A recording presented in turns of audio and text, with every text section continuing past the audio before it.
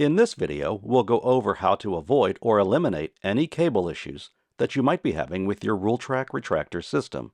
When the equipment comes to you in SPD from the OR, it's going to come in like this. It may not have the rake plate attached. In either case, it must be disassembled. Watch our online instructions, manuals, and videos for proper disassembly. The first step is to pull the cable from the spool holding the snap clip until it is completely unwound. Do not use the handle to unwind the cable, whether in SPD or the OR, ever. Now we're going to disassemble the unit into its 5 pieces so it's ready for cleaning. Once the cleaning process is complete, in SPD we are going to reassemble the unit for sterilization. As per the product instructions, do not sterilize it as a disassembled unit. This could lead to cable issues. All of our parameters were tested for this piece to be sterilized as an assembled unit, as is clearly indicated in the instructions. Now we're going to assemble the unit. One of the issues that can cause a cable problem is if the spool and cable guide are not put together properly.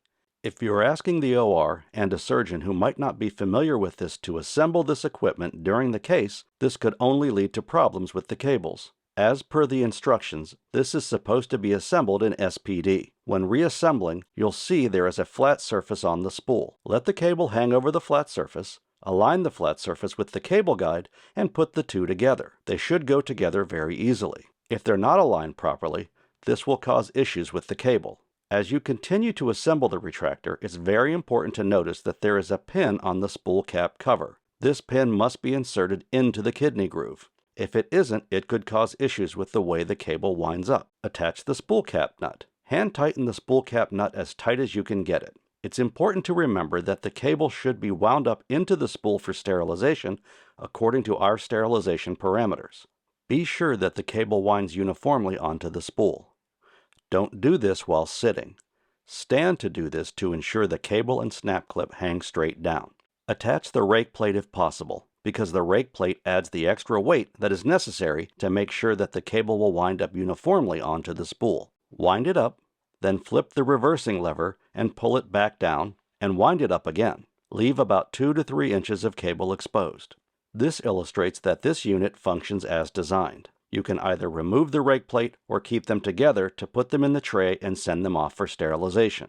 As SPD personnel, you've checked that the unit works the way it's supposed to, so if it gets to the OR, and the OR said it's not working correctly, that's going to be an OR issue. We'll illustrate what happens in the OR that could cause that problem. In the OR, the scrub tech or surgeon will put the retractor onto the top post or the extender bar, and now they need to lower the rake plate down to the incision site. In order to do that, it's very important that they pull the cable from the spool and not use the handle to unwind the cable. This could cause the cable to bunch up on the spool and not function properly. Move the ratchet lever to the opposite side, whichever side that would be, and then lower the rake plate down to the sternum and put it into place. To elevate the sternum, wind the cable. The best way to do that at this point would be to reverse the lever once again and retract. If you follow these instructions, you're not going to have any cable-related issues. Thanks for watching.